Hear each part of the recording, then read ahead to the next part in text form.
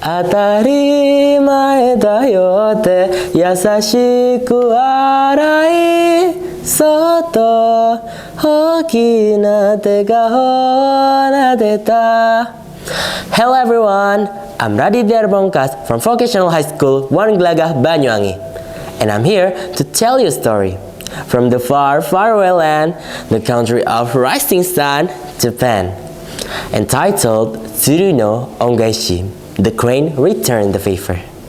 Have you ever heard of the story before?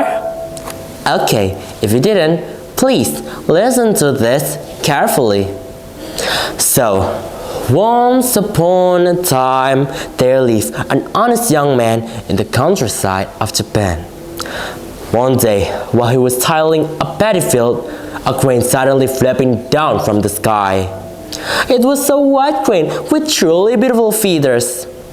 Apparently, the crane was wounded and did not fly away, but came round toward the man before weakly fell to the ground. Wondering, the man checked the crane feathers and found an arrow stuck in the base of the wings. Poor crane, that's why you can't fly. So saying, the man pulled the arrow out and washed the wound clean. The crane soon recovered and showed its delight by flapping its wing, as if to say, thank you for setting me free. Now, don't ever to be spotted by a hunter again. After that, the crane circled over his head 3 times before disappearing into the high sky after uttering a shrill cry. Then the man resumed his work, deeply contented they had done a good thing. At nightfall, when the star began to appear, the man returned to his home. To his great surprise, however, he found a beautiful young woman standing at the entrance. She greeted him, saying,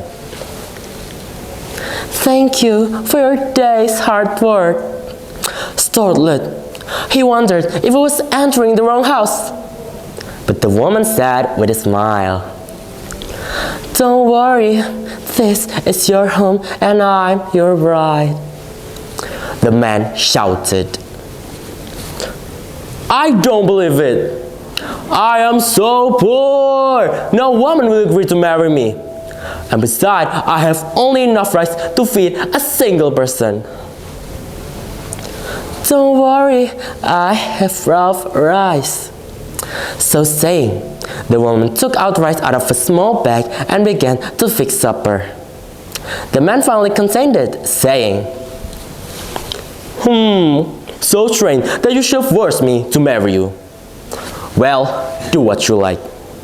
And thus the woman came to live with the poor young man. And time went by, and one day the woman asked her husband to set up a workshop for weaving. He borrowed money and had a special room built.